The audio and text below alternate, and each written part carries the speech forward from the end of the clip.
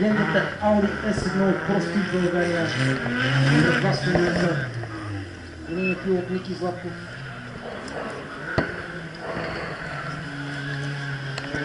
Ники Златков, който има над 20 годишен опит като състезател, многобройни победи, призови места и над 10 шампионски титли в различни дисциплини с автомобили от най-висок клас.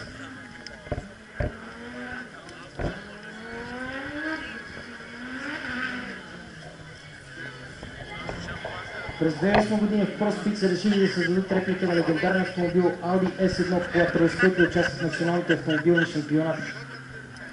Защо Audi S1? Защото това е автомобил, който носи много дух в себе си, много история и е драматичен за времето. И Легендата Шарали продължава да се рекламира с тази кола 30 години след като е излязла, което говори за това, че продължава да има интерес. Този автомобил, разбира се, няма нищо общо. Работа с стария. Концепцията е цяло запазване с положението на двигателите.